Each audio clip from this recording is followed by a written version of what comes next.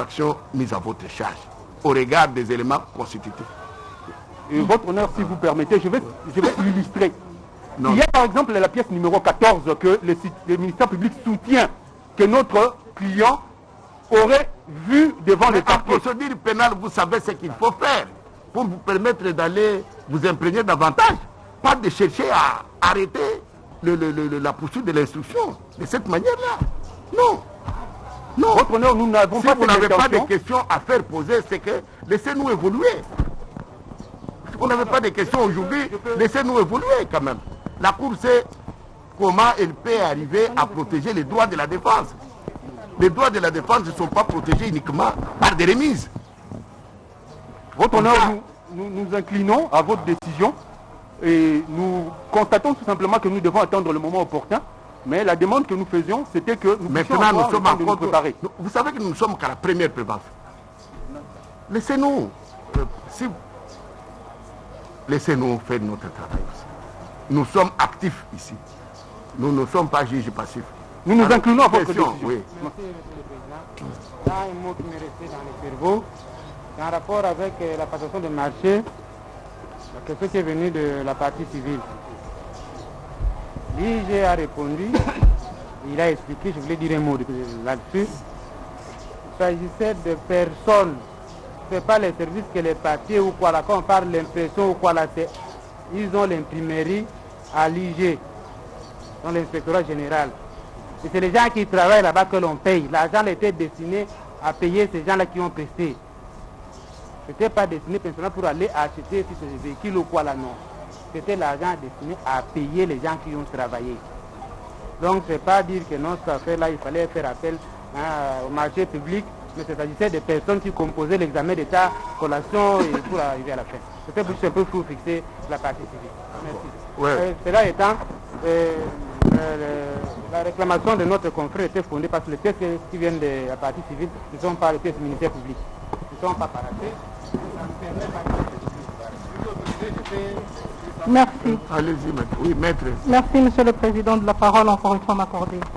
Monsieur le Président, pour la première prévention, il y a une facture que l'inspecteur a vue qui porte un numéro et c'est ce sur quoi le débat est en train d'être fait.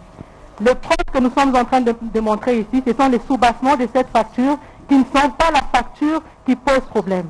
La question qu'on aimerait poser au ministère public pour nous permettre de discuter sur la pièce en question du dossier, vous avez vu les synthèses, on vous a montré comment les synthèses se présentent.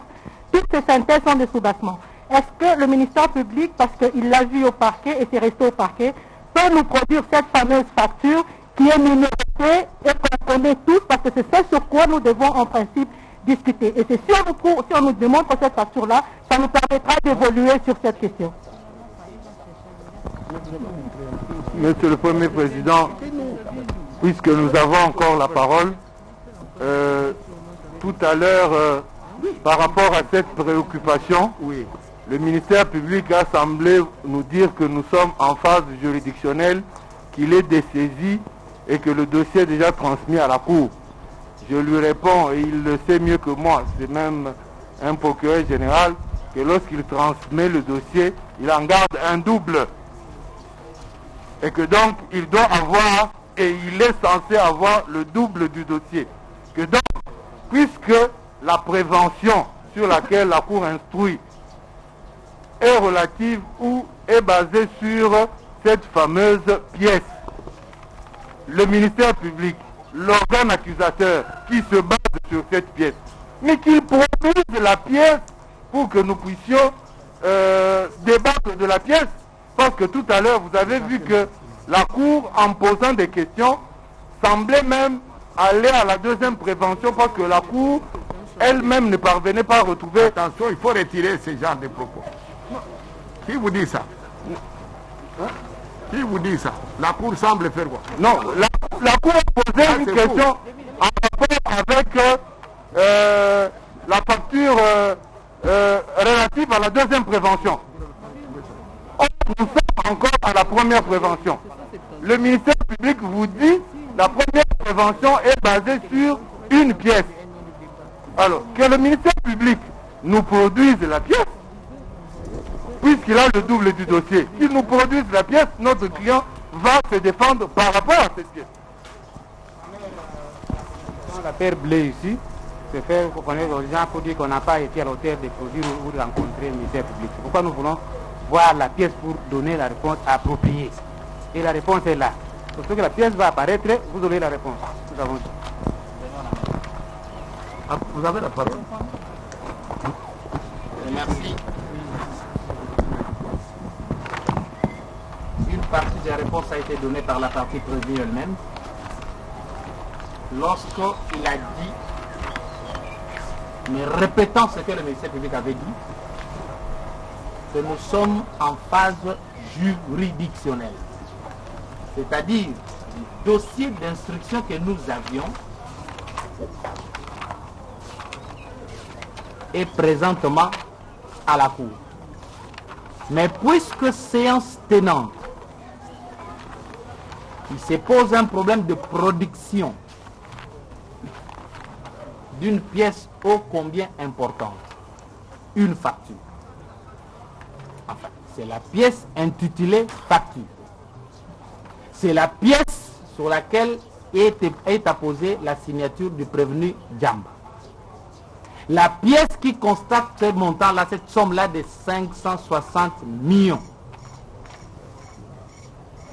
Puisque la procédure semble être bloquée sur ce plan-là, le parquet va recourir à ce qu'on appelle administrativement dossier administratif. Nous allons produire ça pour aider la Cour à évoluer. Donnons le faire. Merci. Avant de passer à la seconde prévention, la Cour va revenir sur une préoccupation qui a été, selon elle, qu'elle tire de déclaration de la partie civile, de savoir, prévenez, vous avez parlé des Covid et de tout ça. Deux questions de la Cour. Première question, avez-vous reçu les instructions de la hiérarchie de procéder en procédure d'urgence ou exceptionnelle de la hiérarchie? Parce qu'il s'agit des fonds publics qui engagent le gouvernement de la République.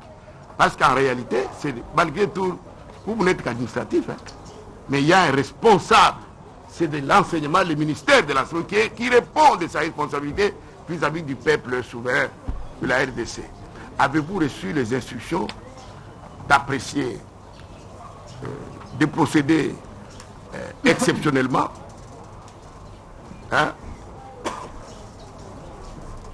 d'user de ces fonds en procédure d'urgence exceptionnelle? Réponse.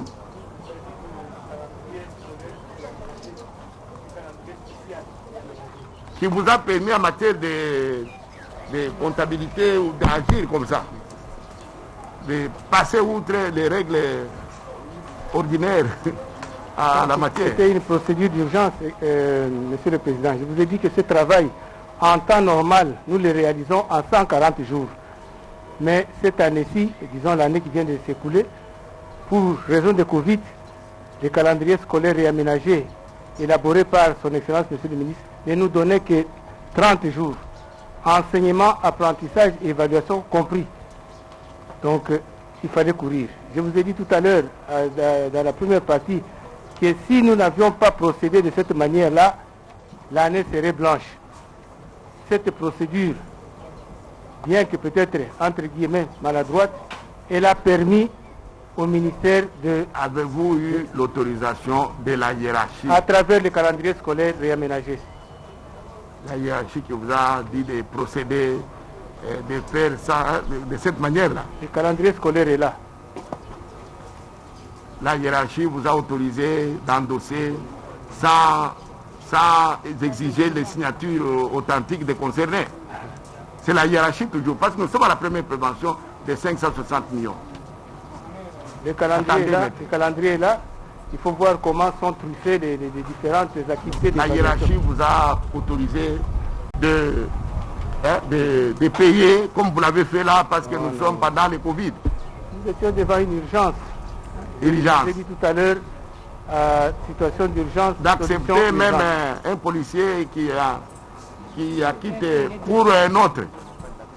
D'accepter pour acquitter pour un autre. Sans procuration, sans exiger de procuration. Hein?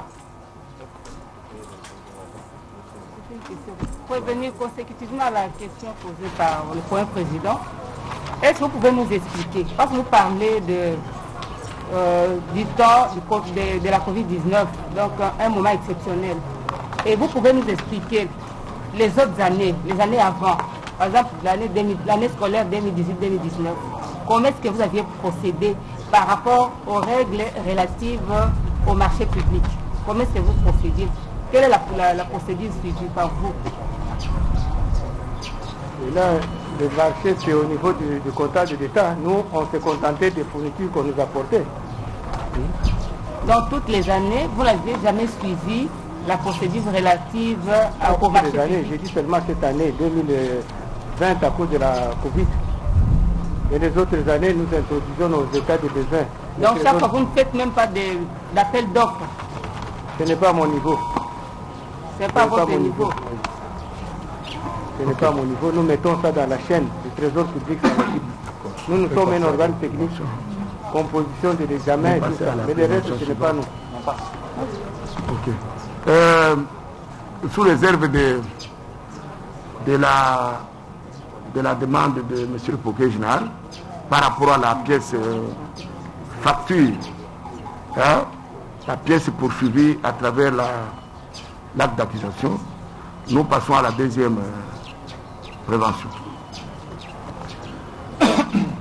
Prévenir, toujours prévenir bien bas. Il vous est également reproché, dans les mêmes circonstances de lieu que ci-dessus, le 6 juin 2019, période non encore couverte par le délai légal de prescription de l'action publique, étant inspecteur général de l'enseignement supérieur, secondaire et technique, détourné au préjudice du Trésor public une somme globale de 348 657 350 francs congolais, destinée à l'achat des fournitures des bureaux de l'inspection générale de l'enseignement primaire, secondaire et technique. Cette somme qui s'est trouvée entre vos mains en vertu de votre charge, en produisant en justificatif de fonds reçus une facture comptabilisée dans les livres de caisse sous les postes LCN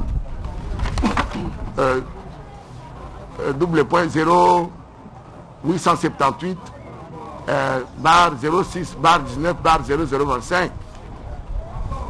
Donc une facture comptabilisée dans les livres de caisse sous les postes LCN,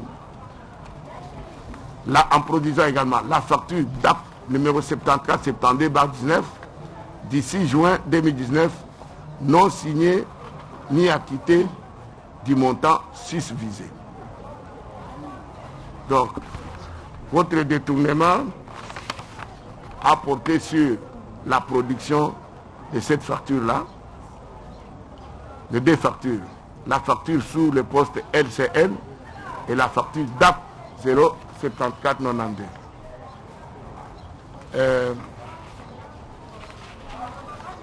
Qu'en dites-vous? Oui, Monsieur le Président, c'est la même facture.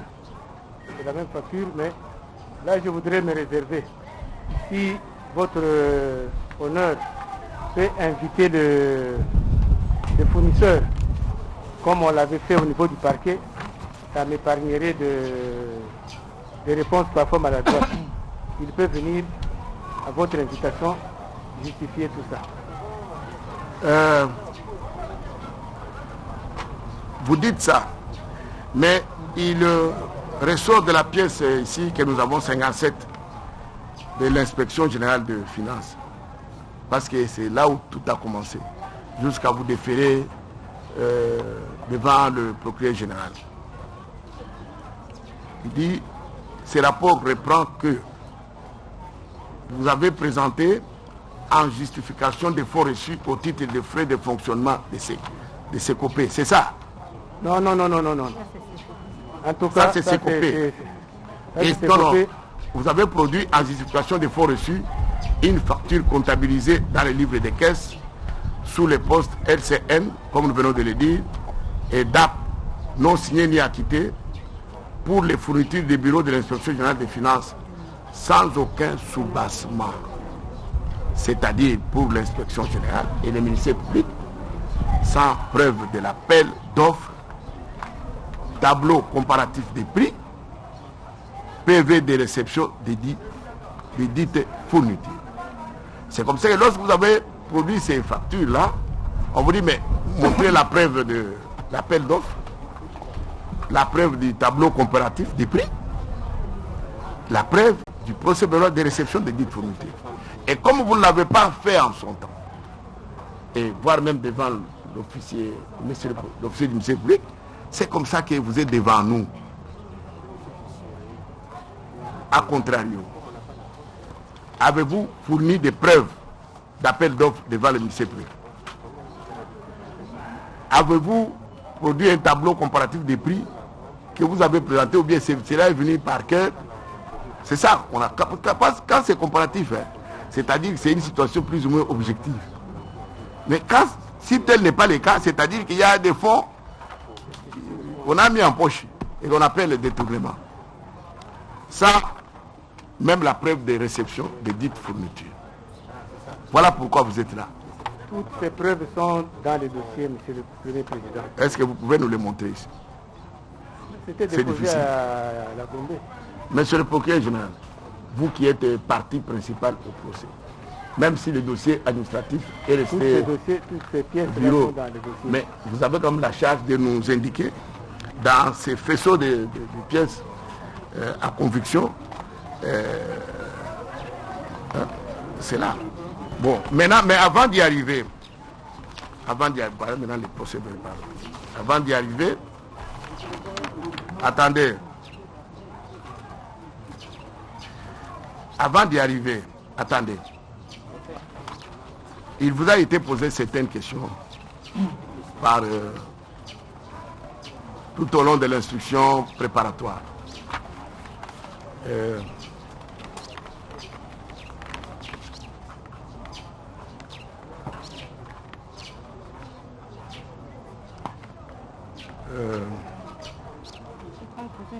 Quelle explication par-vous donner à la justice au sujet de la facture DAP numéro 74-72-29 du 6 juin 2019, c'est ça, qui n'a aucun soubassement, sans appel d'offres, pas de tableau comparatif des prix, ni de procès verbal de réception des dites fournitures du bureau? Réponse: c'est une facture établie en bonne et due forme. Nous avons réceptionné les fournitures anticipativement pour gagner du temps afin d'organiser toutes les preuves certificatives dans le délai de 30 jours au lieu de 140 jours impartis. Hein? Vous voyez? En tout et pour tout, comme réponse, vous avez dit, vous l'avez fait établi anticipativement pour gagner du temps afin d'organiser toutes les épreuves certificatives dans les délais de 30 jours. Donc, pour vous, il fallait agir de cette manière parce que vous deviez organiser. Hein? Ce qui fait que vous n'avez pas produit la preuve exigée d'appel d'offres. Pour vous, comme c'était dans ce temps-là, parce qu'il fallait y aller vite, il fallait passer outre, n'est-ce pas, la procédure en matière d'octroi de marché public, d'appel d'offres. Mais, je vous ai dit, Monsieur le Président, l'argent de l'examen d'État ne sort jamais, n'est pas disponibilisé au moment où on en a besoin. Je vous ai donné l'exemple de la correction publication des résultats de 2020. On a fini la publication depuis le mois de novembre. Jusqu'aujourd'hui, les intervenants ne sont pas payés. Jusqu'aujourd'hui, les différents fournisseurs ne sont pas payés, alors que le travail est déjà fait. Donc si on ne procède pas de cette manière-là, on va accumuler beaucoup de retard.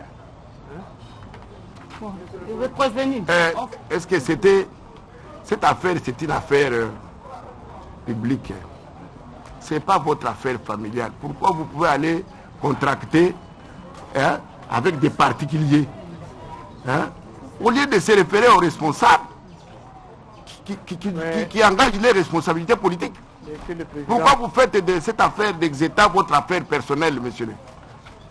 Avez-vous fait un rapport à ce sujet à la hiérarchie pour dire ici, il n'y a rien, on ne peut pas organiser le... Oui. Je l'ai fait en connaissance de cause. Nous sommes en 2002. Il y a un des inspecteurs, un de mes prédécesseurs, M. Kachouva, et à son âme, il avait perdu ses fonctions pour n'avoir pas anticipé de cette manière-là.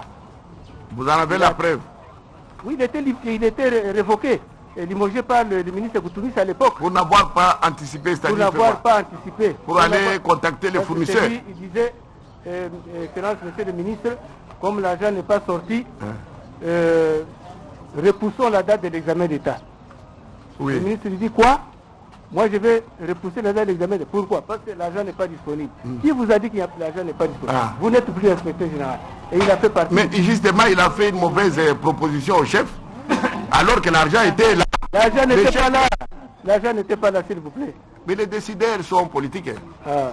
Il vous dit qu'il y a l'argent, vous dites qu'il n'y a pas l'argent. L'argent n'était pas là. Excellent, il n'y a pas l'argent, comme ça, moi je vais chez les fournisseurs privés aller... Non. Papa. C'est prévenu. Vous avez dit ici que jamais vous n'avez mis en application les règles de passation des marchés publics. Et c'est par ignorance à la loi ou bien c'est une pratique maison toujours? Madame, je vous ai dit que l'argent de l'examen d'État n'est jamais disponible au moment où on en a besoin. Ça sort toujours après. Je vous ai donné l'exemple de la correction publication de l'examen d'État 2020. Les élèves ont eu leur diplôme d'État, mais les correcteurs, jusqu'à ce jour, ils ne sont pas encore payés. Mais l'argent dont on vous reproche ici, c'était sorti pourquoi? C'était pas pour l'examen d'État 2019-2020. Là, c'était pour la passation. Il y a deux étapes. Il y a l'organisation, le CNO, le Centre national d'organisation, c'est-à-dire la passation, est-ce que, et le Centre national de correction. Est-ce qu'en définitive, depuis que l'inspection générale, depuis le parquet général jusqu'aujourd'hui, avez-vous essayé quand même de faire quoi? De présenter ne fût-ce qu'un tableau comparatif des prix, objectif. L'avez-vous fait? Et les prix sont presque les mêmes. Non, il vous a été demandé de produire ne fût-ce qu'un tableau comparatif des prix. L'avez-vous fait? L'avez-vous fait? Jusqu'aujourd'hui. Voilà pourquoi on vous a poursuivi. L'essentiel que le travail soit fait. Le travail a été fait dans le délai. Bon. Avez-vous produit ne fût-ce que les procès-verbaux de réception de dites fournitures? Oui, oui. Et tout se trouve dans les dossiers là. Et ici, et les bons de livraison. Ici, vous savez pourquoi vous êtes poursuivi? C'est parce que vous ne l'avez pas fait presque dans un temps voisin. Vous avez pris, même si vous l'avez fait, vous avez pris beaucoup de temps. Voilà pourquoi vous êtes poursuivi. Et que même s'il y a des pièces là au dossier, selon l'accusation, vous avez pris beaucoup de temps. C'est-à-dire manœuvres, Zalaki. Non. C'est ce qu'on veut dire par l'accusation. Alors, voici la question de la Cour. Parce que vous reconnaissez avoir produit ces PV-là, vous les avez produits pendant quelle période devant M. le procureur général? Vous les avez produits devant le parquet ou devant les inspecteurs généraux des finances? Répondez. En tout cas, je n'ai pas de mémoire cette date. Vous n'avez pas de mémoire du temps. Or, c'est ça justement qui fonde l'accusation. Qui fonde vraiment l'établissement de l'infraction selon l'accusation et les pièces que nous avons ici. Que vous avez pris, vous ne l'avez pas fait dans le temps voisins. Mais... Et que lorsque, s'il vous plaît, c'est selon les inspecteurs des finances et l'accusation. Vous savez, quand on trouve le temps de récolter les signatures, hein, c'est comme on dit. Hein? En son temps, nous l'avons fait et déposé auprès de Madame le comptable d'État. C'est quand ils sont passés chez elle, elle n'était pas encore prête avec tous les dossiers. C'est à ce niveau-là. Mais chez le procureur général, c'est quand? Vous avez déposé quand? Pourquoi il faut que je me réfère à mon agent? De sorte, vous voyez ces pièces ici, n'ont leur valeur que par rapport au temps du dépôt. Parce que c'est ce qui ressort ici, dans l'accusation. Vous savez, nous sommes saisis des faits et à nous de vérifier si c'est vrai ou faux au regard de la loi. Oui, maître. Merci de m'accorder la parole, enfin.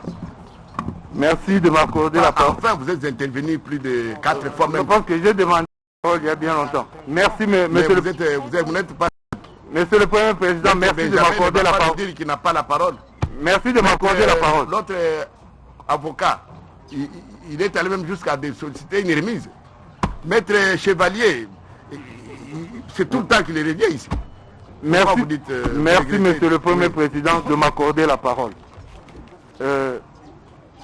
Il me semble que la Cour veuille venir à la rescousse du ministère public. Le juge est actif. S'il vous plaît, Monsieur le Premier Président. Non, nous vous répondons déjà. Mais d'abord retirer à la rescousse. Non. Le ministère public est une partie au procès qui doit être sanctionné par son acte d'accusation. La sanction, c'est laquelle? Acquittement du prévenu. La Cour instruit à charge et à décharge. Oui, bien sûr. Voilà. Lorsque vous prenez l'acte d'accusation qui est la citation à prévenu, oui, le reproche que la Cour fait à mon client n'est pas repris dans la citation à prévenu. Non. Il n'est pas repris dans la... Tout de suite, la Cour vous retire. Non, parce qu'il ne faut pas dire... vous savez, nous sommes devant les caméras ici. Il faut un recadrage parfois. Ça, c'est le dossier judiciaire qui est venu du ma côté, du parquet. Et tout est ici. Nous tirons toutes ces pièces du dossier. Ce n'est pas venir à la rescousse du ministère public. Il a fait son travail, mais à nous maintenant, dans notre activité juridictionnelle, de situer là où il y a les points clés. L'acte d'accusation, oui, en ce qui concerne le prévenu, c'est la citation à prévenu. Oui. C'est ça l'acte d'accusation. Oui. Et votre saisine est circonscrite par l'acte d'accusation. Oui.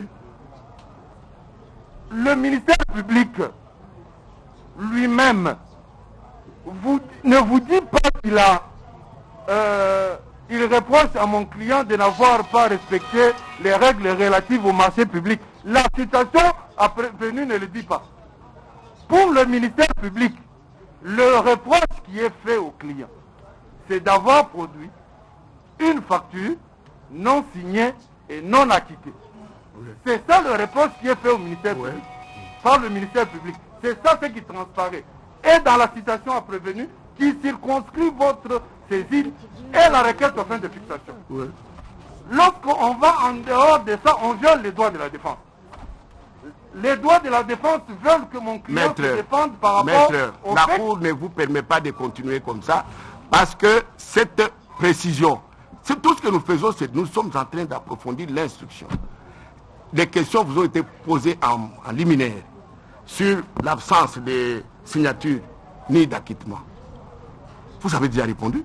Maintenant, il y a des sous-questions par rapport aux pièces du dossier. Justement, votre honneur. Eh bien, n'affirmez pas, s'il vous plaît, n'affirmez pas que la Cour est en dehors de l'acte d'accusation. L'acte d'accusation... L'acte a été lu, précisé, circonscrit, des questions ont été posées sur l'absence de signature et d'acquittement. Et, en tout cas, parce que nous jugeons les semblables, la Cour, le juge ne doit pas se limiter à des écrits comme ça. Il faut aller dans le fond par rapport à toutes les pièces pour comprendre. Peut-être que l'absence de signature peut être un oubli. Mais il faut approfondir l'instruction pour savoir que voilà c'est un oubli. pourquoi je disais tout à l'heure que par rapport à la facture non signée et non acquittée, telle que reprise par le ministère public, et dans l'acte d'accusation qui est la citation à prévenu, et dans la requête aux fins de fixation, mon client a répondu en vous disant que d'abord la facture n'émanait pas de lui,